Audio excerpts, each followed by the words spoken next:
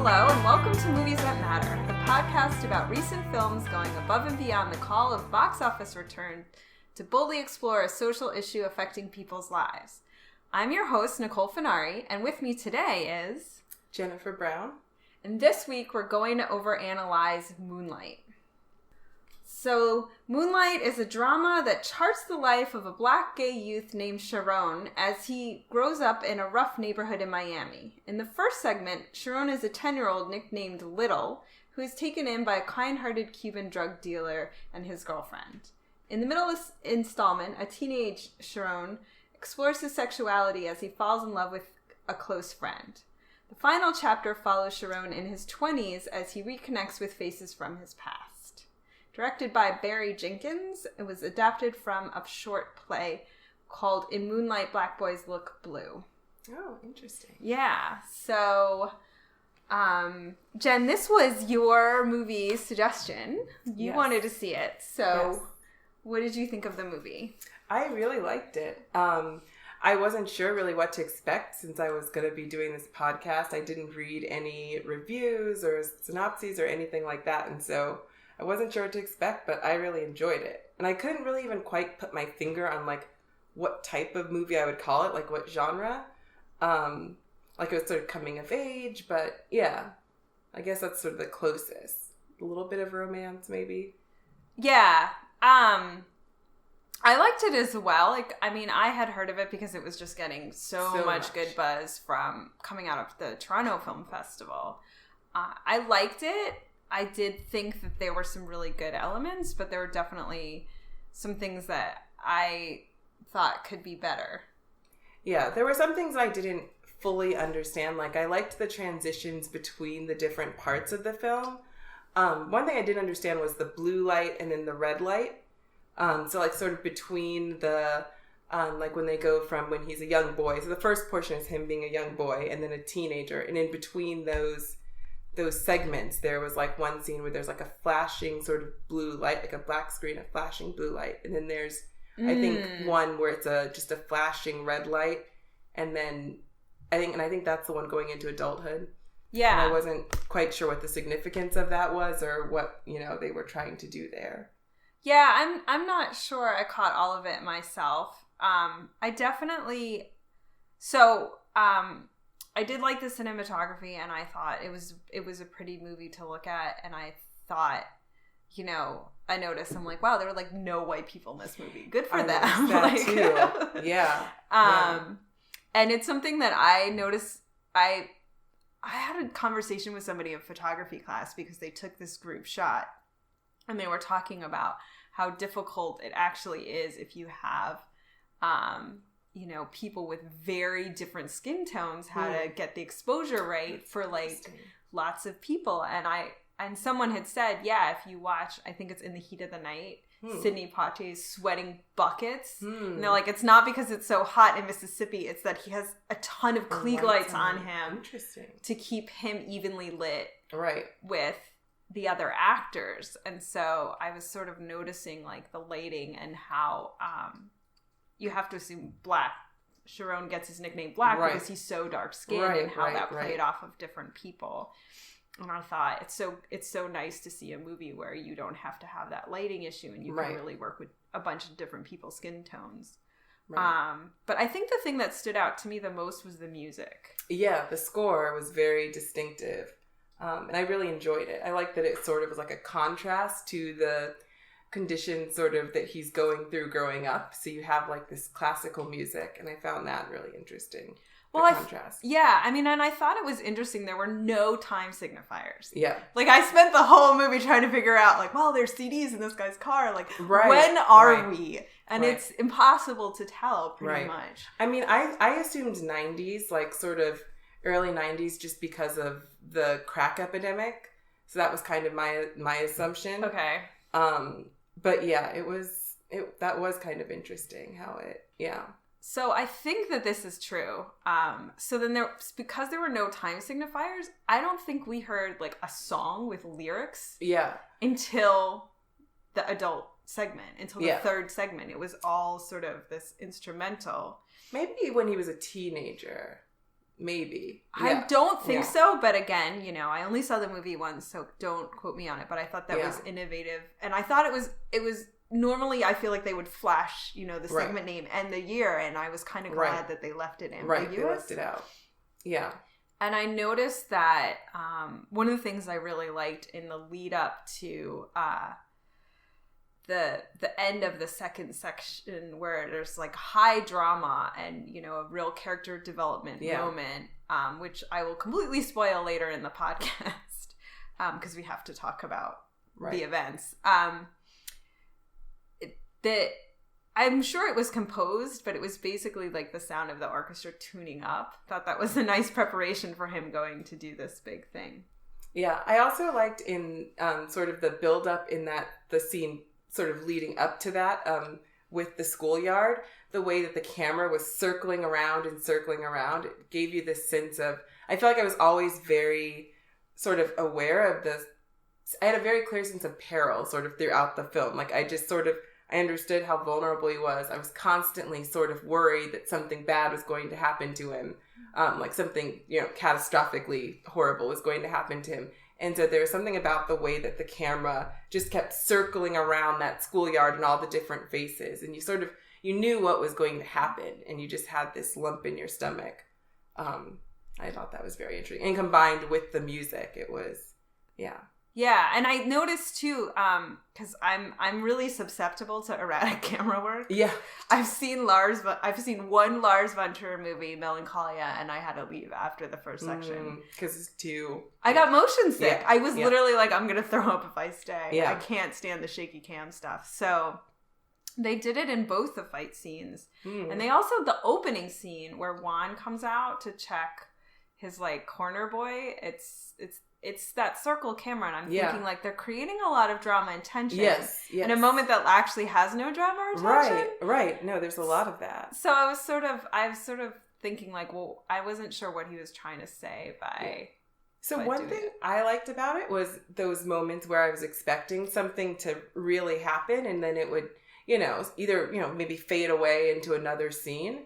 Was I feel like it is really distracting, when you have like this big violent thing that happens, and I like that a lot of that seemed to sort of happen off screen. Like it sort of kept my focus on the main character and his life and what was going on, as opposed to events.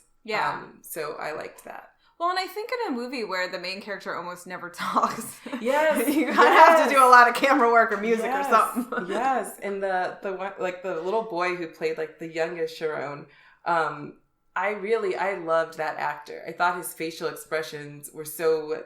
I just thought he had a really expressive face, and I thought he did a really great job. I did too. I was less enamored of the middle one. Yeah, and then there's a part in the third section where the adult Sharon, or Chiron. Yeah, I think it's Chiron. It's Chiron. Yeah. Sorry. No. It's like I saw it written because they spell it out in the second sentence. And then once I saw how it was spelled, I was like, I couldn't remember the pronunciation because it just didn't look like what I thought it was going to. But so there's a scene, like when he first comes into the restaurant and he sits down, he's nervous and he kind of ducks his head in a way exactly like that little kid used to, where he'd be put his head down, and I was like, good for the older actor for like catching that tick, and it just, to me, it's like it connected him to that little boy, but I just didn't, the through thread from the teenage boy didn't quite work for me. Yeah. And I feel like physically the teenage boy looked a little bit different than the youngest and the oldest. Like, I think he just, like, physically looked a little bit different. Yeah. Gangly as all. Yeah, and I mean, and I guess all arms and legs. And I guess that's part of, being a teenager, is that you're awkward and you're weird and you're different. So that makes sense. Yeah. But one more quick thing about the score, I was going to say. No, go for it. My favorite scene was one of the ones from the earliest part, the childhood, where they're playing all in a field, and the beautiful score is playing in the background, and they're sort of moving like in this really fluid motion, back and forth. And then a few scenes later, when he's learning how to swim, I just feel like there was a lot of sort of continuity in that, like in the movement and the music. Yeah. Yeah. I mean, at best you noticed a score like when it really, really adds to a movie. And this is one where I think it does. You know, at worst, it's like jarring you out of whatever's happening on screen. And I think, and I've read some reviews and I haven't seen that much discussion of this. And I'm surprised because to me, that's what stood out most about the movie was how beautiful the score was, how well integrated it was in the story, and how much they used the music to fill in the silence of the character. I agree. So, and my favorite scenes were the ones where I felt like the score really integrated best with the film. So that the scene with the kids playing in the field where they're running back and forth, almost like a flock of birds, and then the one in the water where he's learning to swim. He has that one like piano melody that always plays when he's like contemplating something deep or looking at something he loves. So, I have an idea how I feel about the theme and Moonlight and what it means. What are your thoughts on what that meant? So I think it's really interesting. I didn't know the part about it being based on the play, and the idea of the skin looking blue in the moonlight. That was not something that I picked up watching it necessarily from the movie posters I saw it, but I feel like there were a few scenes where they show him going to bed, and I feel like there was supposed to be the significance to it, but I didn't really get much significance from it. Like there's when he was the littlest boy, he ends up at the drug dealer's house and he spends the night there, and they keep the camera over him as he goes to sleep. But there's to me, I was thinking, well, it's nighttime, moonlight, but I didn't feel any significance from that. And there was one when he was a teenager and they show him going to, and then at least that time he has a dream about his best friend, and, there's that whole sequence. And then in the adult scene, it's the same thing where he's asleep and then he has, sort of a dream about his friend. But I just didn't really... Those did not connect for me. Yeah. So. Sidebar about the dream about the mother. Oh, I loved that, like, in the original scene, he sort of, like, tuned her out. Yeah. And then he dreams that moment back, and she's in sound, and you totally get that. I thought it was such a beautiful way of making the point that you learn to tune out the abuse, but it still impacts you no matter what, he still, in some level, still heard all her angry words. Right. That to me was so powerful. And to me, though, you didn't hear her words the first time you see her. So she's like standing in this hallway and there's this, it's all red light.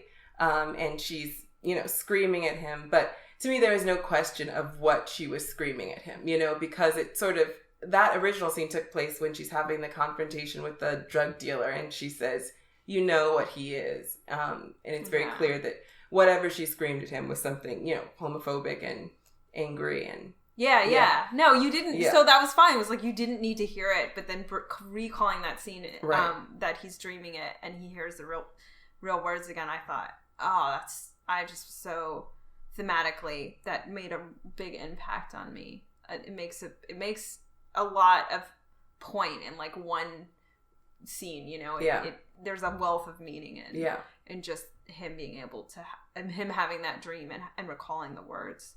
But I guess to me, I thought,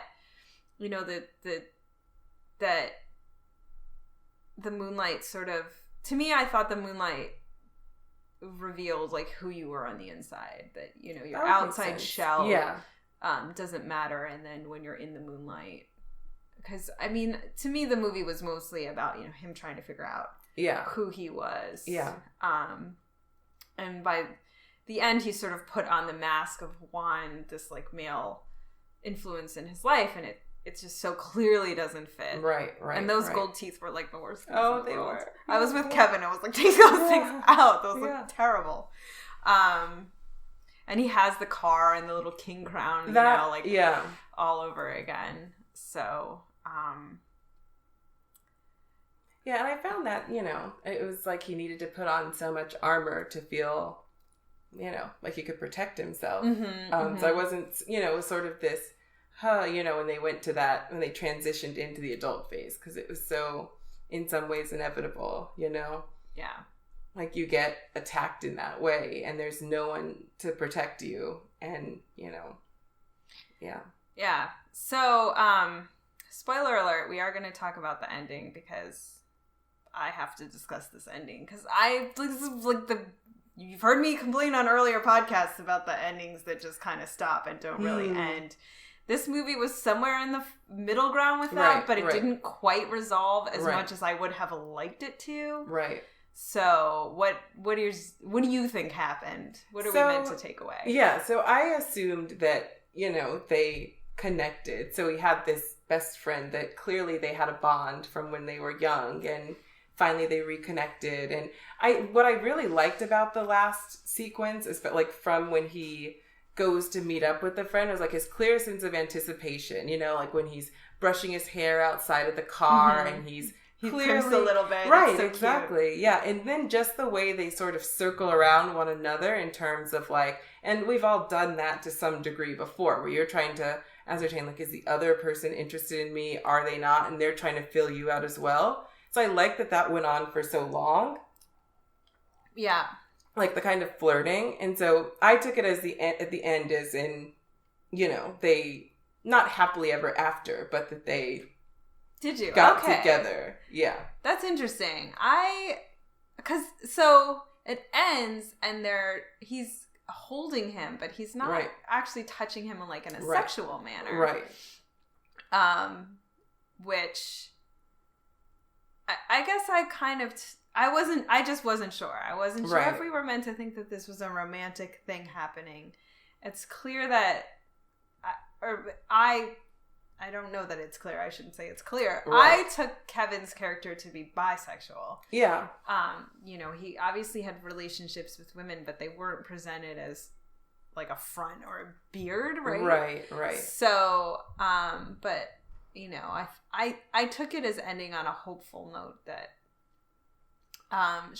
Chiron was gonna go back and maybe figure out his life and stop trying to be some other person and be who he is. Right. Yeah, and that's how I kind of took it, was that there was this sort of acceptance there, in that scene with them holding each other, is that he finally just found acceptance and, someone who gets him. And that there was just really this one person, not this one person, but this person who was very special to him, a soulmate, Okay. So that's kind of how I took it. And I took it like the whole scene where he's talking about how he shows him the picture of the child, and you can kind of feel like Sharon's heart drop, he's with this other woman. But then he says very clearly, no, it's not like that. I'm not with her. Right.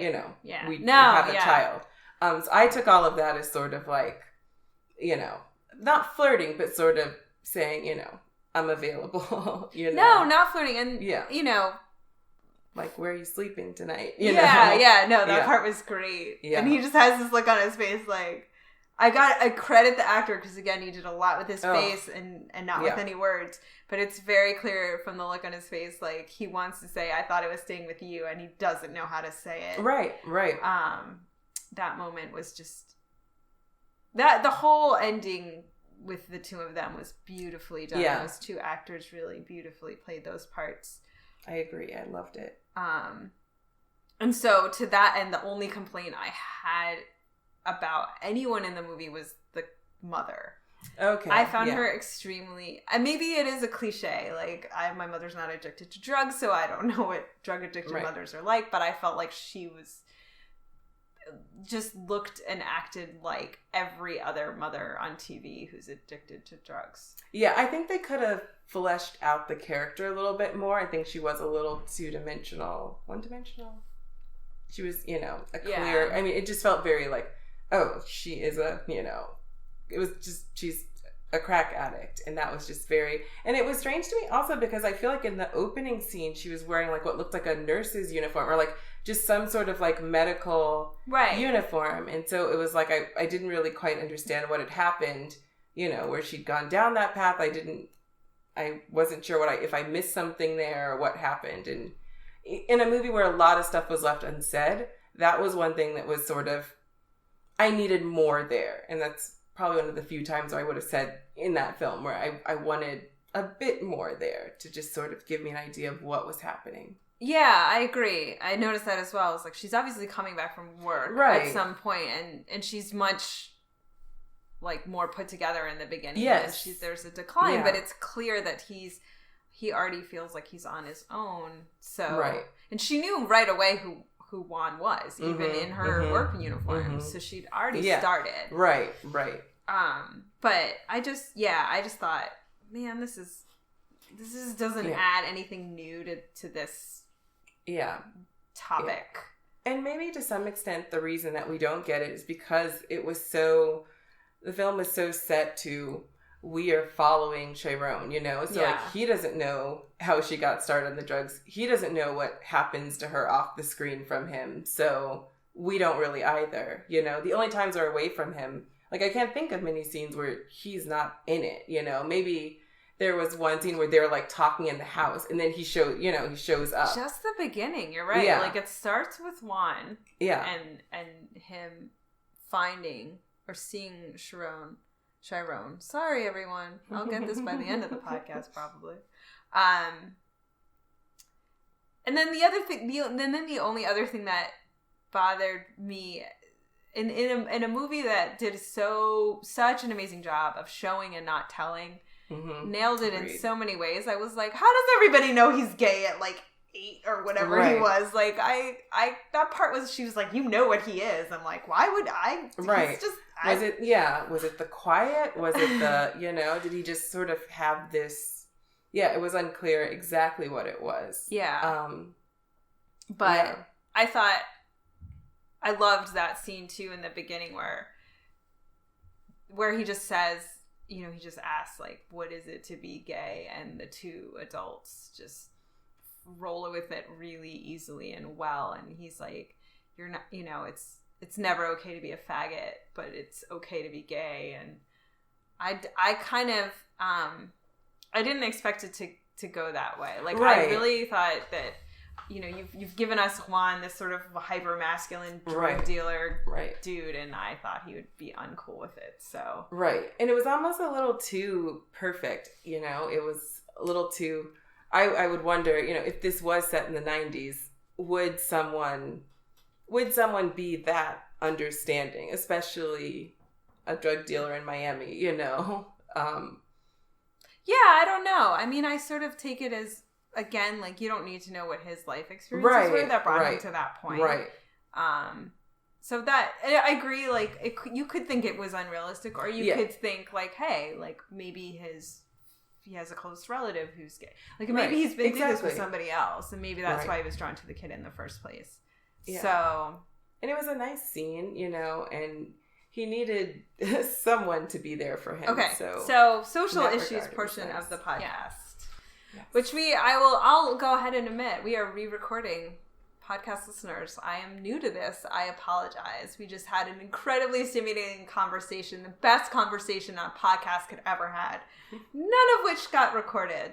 So we're starting again. Highlights of what we talked about. So there's a lot in this movie. You've got, the homosexuality, the drug abuse, school bullying, racial issues, all of it in there. Some things handled better than others. As we said, we didn't love the mother. Yeah, that was one thing we talked about for a while, was the mom. She's a very stereotypical junkie, and there's like nothing added for that. But we did have a good chat about something that you kicked off talking about boyhood. So I'm going to remind you of that and ask you to retell what you felt about that. So I was saying that, this is I saw this as primarily sort of a coming of age movie, with going through the different phases of his life. So from, being a little boy to teenager to a man. And it made me think of Boyhood, which was the Richard Linklater film about a white boy growing up in Texas. Very good film. Really loved it. But it got a lot of flack for sort of being this not a lot of flack, but for being, this white male point of view. And one thing that was sort of striking to me about Moonlight was that there were no white people in Moonlight. And you get this sort of wonderful coming of age tale. And so I was asking, thinking about all the stuff that's been coming out with Trump getting elected and this whole idea of, there's this Rust Belt and that we don't pay attention to people in the Rust Belt. And there's this whole sort of white working class world that when we all live in our bubbles, we don't pay any attention to, and we have no idea how people sort of live their lives. And I just wonder, is that sort of our reality where we sort of can go through life not interacting with people of any sort of different background, and how do you sort of reconcile all that? Because I think both are very good films, and I think that I think we were talking about with Moonlight, I think that white people are sort of overrepresented, so I'm happy to see films where there are no white people. I think it's a little bit trickier with Boyhood, but I'm more interested in, I was thinking about, what is the reality and how do we account for that in our art? Yeah, so I grew up in a very, very diverse place. I grew up in a diverse high school, and I've been reading all of these stories about how the trauma of the 80s led everybody to resegregate their school in their 90s. And I can't figure out why my school did not get resegregated. And if you watch the really excellent HBO miniseries, Show Me a Hero, did you see that? No, that was David Simon, right? Right. Yeah. And it's about busing and integration in Yonkers, which was sort of the town next over from where I grew up. And I can remember as a really little kid when we first moved, we moved when I was in first grade. I can remember my mom saying to my father about Yonkers, they have a white high school and a black high school. We're not living here. Right. Just rejecting out of hand. And the part of that truly loves my mother, and she's been a liberal and a progressive her whole life, thinks, way to go, Mom. The slightly more cynical part worries that she thought her kids were going to go to the black high school. Right. I don't know which of those things are true. Probably both at the same time. But in fact, I went to a high school that was minority. And it was something that other people around us feared and thought was weird and crazy, like that I went to school with all these minorities, but in the situation, it was totally fine. And we all felt like we went to a great high school and got a great education. And I'm since learning that I'm a total anomaly. Right. Everybody did go to segregated high schools, and probably everybody did have their coming of age tale around people who looked exactly like them. A, and then B, probably had, similar backgrounds, incomes as well. I don't know how much economic diversity anybody's living with these days, or growing up with, I shouldn't say living with. So I think it's representing in Moonlight a reality of, a kid like that probably went to a school where there weren't any white people. Right. Maybe there were some teachers, maybe. Right. I'm not an expert on that topic, but, although, can I just sidebar that there were some really fabulous dreads in this movie? That security guard in particular, I was like, it has nothing to do with anything, but I was like, damn, man, those are some good looking dreads. See, then I think of the mean bully kid who had. I know, really fabulous dreads though, right? Yeah. I'm not gonna lie, I really appreciated the hair diversity in this movie. There was, and that was the other thing I would say also that made it 90s was the teenager sort of not quite box cut, but his haircut. It was a little 90s, right? A little 90s? I'll give you that. that. Yeah. Oh, the 90s. But his clothes, you're right. The clothes, it didn't I feel really like there was read a lot of the super 90s. Yeah, exactly. The kid in play.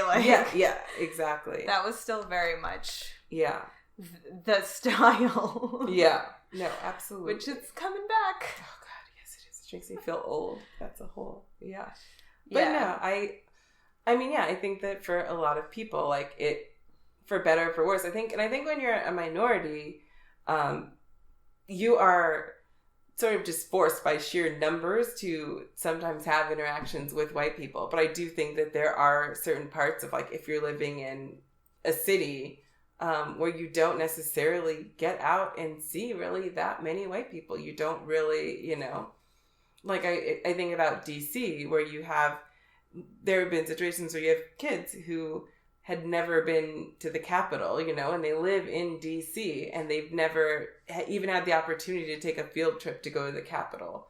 That, that's the type of country we live in right now, True, but it is DC, and sometimes I get a little frustrated when I've more than once had someone say to me, like, you don't know what it's like. You try being the only white person in a room sometime. And I'm like, I live in DC. Right. That's happened more than once. Right. And I actually run in circles where that has occurred. Yeah. Like, that's not, I'm not, all white people don't live in a bubble either, right. Give me some credit. And like, that's not a necessarily common thing for white people, but when you're a person of color, that's life, It is like, life. It is life. But like, don't assume that I've not been there, because. Yeah, it's. But so I think then you have that sort of as the base, and it goes undiscussed in Moonlight, and then you add that layer of homosexuality, right. and there's a lot. To me, it seems there's a lot of conflict with that in the Black community. Yeah, and the down low. From that phrase starting there for people who don't know. I assume everybody on my podcast is just that cool, but yeah. It's specifically to Black men who slept with men. Right. Secretly. While in relationships with women. With women, yeah. Well, it's hard for me to even... So, I have a really bad habit of watching Law & Order SVU. I mean, it's not a bad habit. I love Law & Order SVU. Okay. And there was an episode where Ice-T was dealing with a group of men who were on the down low. And it was... just watching Ice-T explain what the down low means to someone. Like, you're on the down low, man. Men who have sex with other men. And it was. I mean, I do think that there are certainly issues with that. And I'm not, I am no expert. I don't know if it, Well, I'm not. I think it's tied up in notions of masculinity. And there's one thing I want to include on the recommendations. But it's a documentary about sort of sexuality and Black masculinity, and I think a lot of it is tied up in that masculinity and religion. Sure. And there really is there's not a lot of religion. There's no religion in this movie, which is one thing I didn't really think about. But there's no mention. There's no church. There's no. Right now. There really is no religion in this movie. Yeah. It all seems like, especially with the bully, it all seems about sort of proving your manhood and showing that you're not weak, and that Yeah. Yeah, I mean, there's definitely the sense of hypermasculinity just in the culture at large. But I'm not sure why. Maybe it is the religious thing. I'm not sure why it seems extra sensitive. Yeah, and I don't know, I don't know that it is. It's unclear to me. Or it's maybe just like, hey, we have enough issue already, like, why do you want right, or maybe one it's more just, thing for people to be right, or maybe it's just more visible somehow. I'm not like the idea of the homophobia is more visible somehow. I just don't know. I don't. Yeah, I'm not sure. Although this goes back to something that's in the movie, and I oh god, there were so many just beautiful moments at the end, and something in terms of the hypermasculinity. I think it's actually when they're teenagers, where Kevin says to Chiron, sometimes it's so like beautiful, or it's so much it makes you want to cry. Oh yes, yeah, when they're sitting on the beach. Yeah, and Chiron's like, I cry all the time. He's like, do you cry? And then Kevin's immediately like, no, I just want to cry. And Chiron actually, he has very few moments where he's open or vulnerable, and he just says, I cry all the time. Yeah, and he says, I think I cry so much that I might turn into a puddle, or I cry so much there's some sort of quote I'll there. dissolve. Yeah, I remember that. And I thought, that even if you're not gay, like the hypermasculine culture, right, I think victimizes you in all kinds of ways. It forces Kevin into this role of being an abuser of somebody that he cares about, and it forces men to hide their emotions. So I thought that was a well-made point. Again, the movie does a lot with a little. Yes, I think that's what true. I appreciate about it. It really doesn't hit you over the head with any of its messaging. And I think part of that is because it's really focused on sort of his tale as an individual. And so it's like all of these things are there, but the focus is really on his story. And I kind of appreciated it, like that aspect of it, in some ways, because it's like he's a person, who's going through, who has all of these sort of different issues that are impacting his life. But they don't make the story about the issues. They make the story about him, and the issues are part of his story. Right, which is... And I really like that. It's a well-done film. Yeah. That you don't have a lot of exposition. You don't know why Juan died or any of the other issues. Like, a lot is left unsaid, and then some things are said, but in the almost tiniest of ways. So...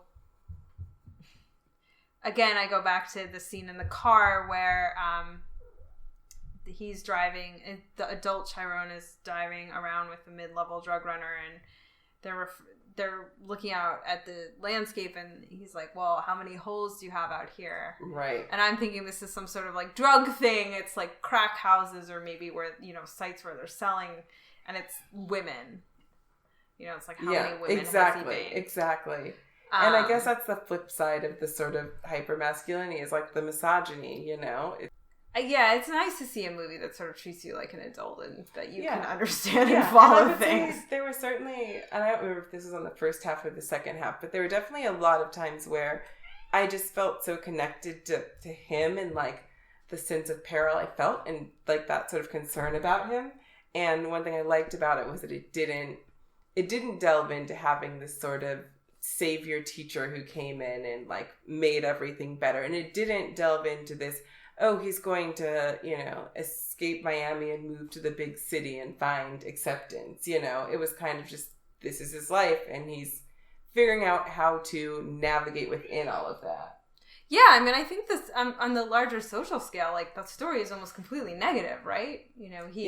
He has this one revenge moment that in any other movie would be played for like redemption of the character. He gets tough and he figures his stuff out, and now everything's great. And in fact, in this movie, because he's poor and from Miami, it just ruins his life. Like full stop. Like one bad incident, which, I'm thinking like, geez, this kid has done nothing wrong this whole time. But it would still, I absolutely believe it would work like that. Yeah. And the other thing is, like, we have no sense of like, is he doing well in school? Isn't he? Like, we don't know. Like, we look at like the times that we see, it's, he is at school, his mom is completely messed up and tells him he has to find somewhere to sleep, and he ends up going to school in the same clothes the next day. He can't be well rested and, spending a lot of time studying. So we don't really know. And, it's like, so one thing the best friend says when he's become a cook is he says, I got sent up for, all the things that people always get sent up for. And so there's this sense of inevitability. Exactly. And I did like about it that it wasn't necessarily bleak. It wasn't saying, his whole life is over. It was just, he got sent up. I mean, there's obviously probably a limited number of jobs that he can do with a conviction on his record. But I like that there weren't any big moments in this film, really. Like, there was, beyond him getting beat up, which we're spoiling, and him getting revenge on the bully, a lot of times when you think there was going to be a big moment, there was a lot of building up, and then nothing necessarily, or it would happen off camera.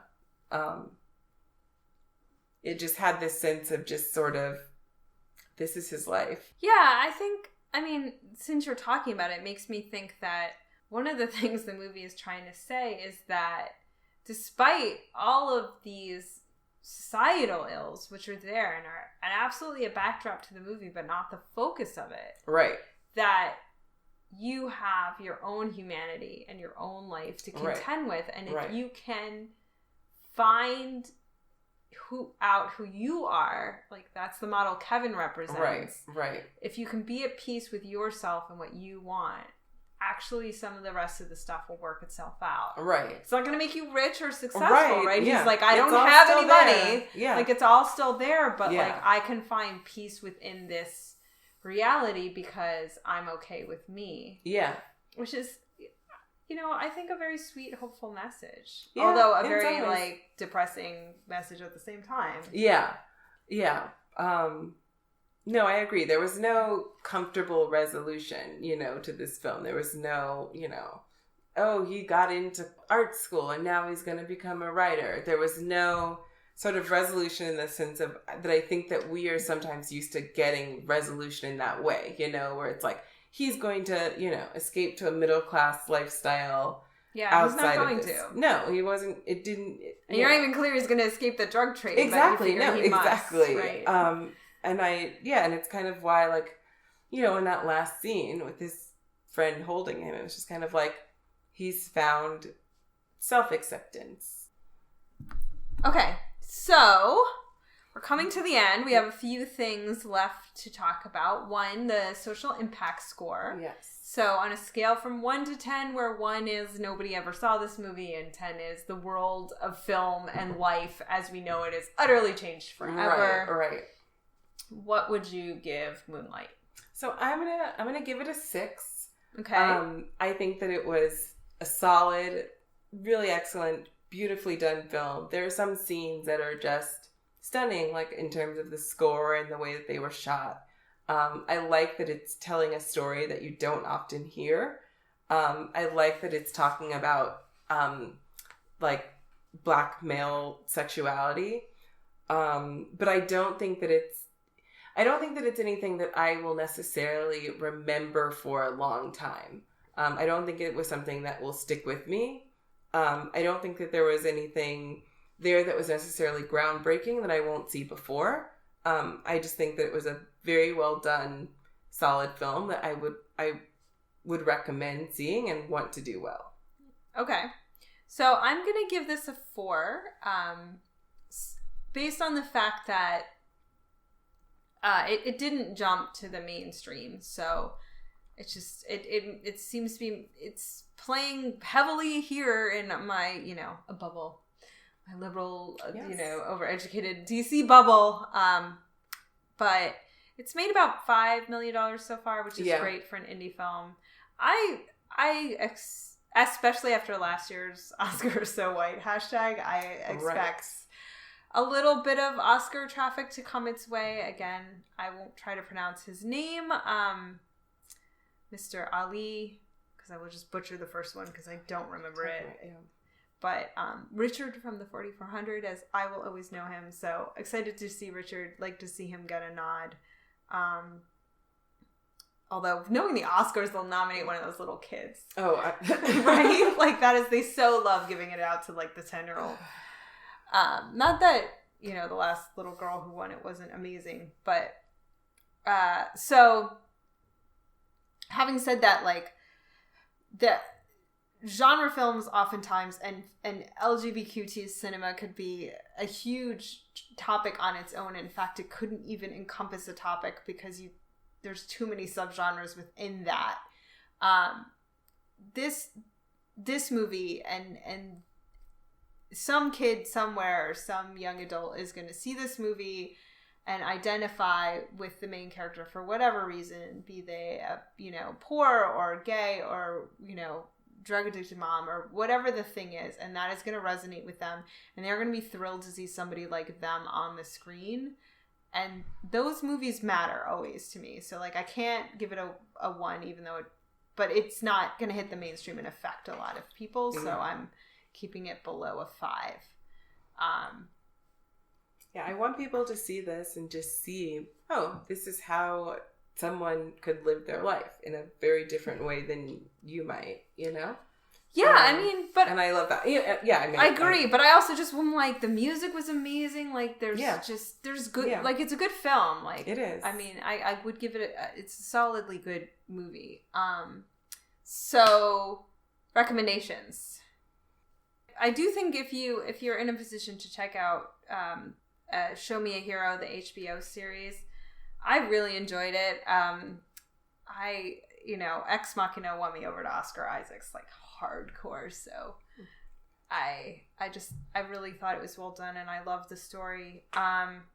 And again, for another reason, I had looked into the issue. I don't want to say issue. The topic of LGBTQ cinema, and going back into the deep catalog, seeing an actor you've never seen in a role like this. Look up The Sum of Us. It's an Australian film, very seminal gay film, with Russell Crowe. Fun to see him in a role you wouldn't imagine him in, knowing who he is now. Okay, so we hope you enjoyed this episode of Movies That Matter. If you did, please take a second to leave a review on iTunes and recommend it to your friends. And remember, movies matter. And so do you. We'll see you next time.